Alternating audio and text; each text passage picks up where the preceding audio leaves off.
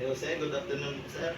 My name is Carlo Galvan. Nandito po ako sir para interview ng negosyo.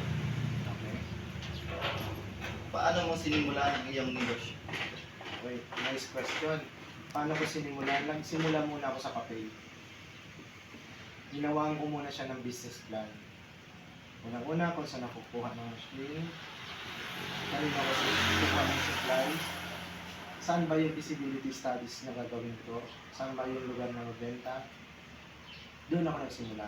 Tapos, yung capital mo. Dapat meron ng capital.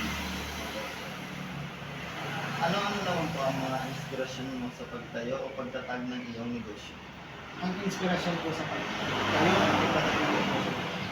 Matagal na kasi ako nangangamuhan. I've been working for almost 9 years sa government, pero wala pa akong asensong nakuha. So, sabi ko, I will venture myself. Ito ba ang tinatawag na outside your comfort zone.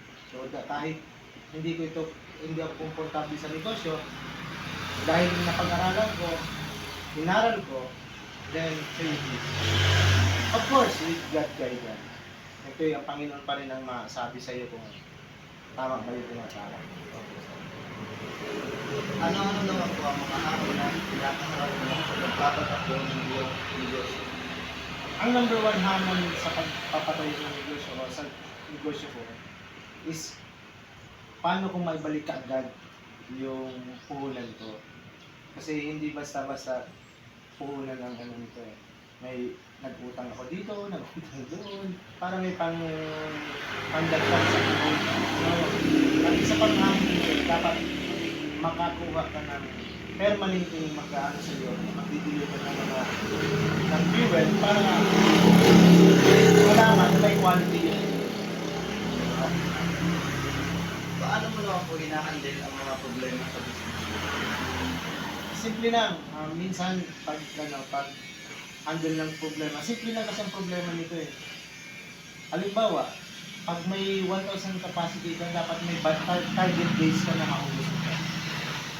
So, within 1,000 liters na karga, dapat may plano ka na maubos ito before 5 days or maximum 7 days. Pag naglagpas dyan, lugi ka. Opo. So, yun ang ano ko, paano ko i-handle na maglagpas yun?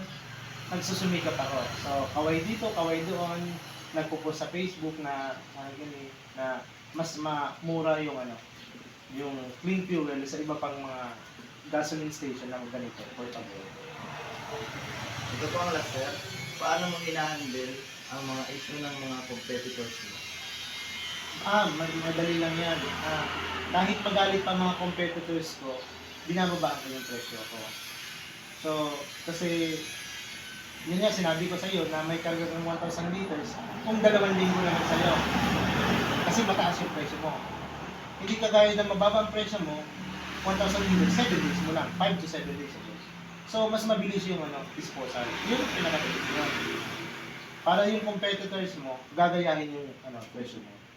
Mataas nga yung yung singil mo ng yung presyo mo ng gasoline, kulang naman nagpapakarga sa iyo. Mababa, mabilis. Sabi nga sa ng mga Chinese, piso is okay. Sir, maraming salamat sir sa oras. Okay, thank you.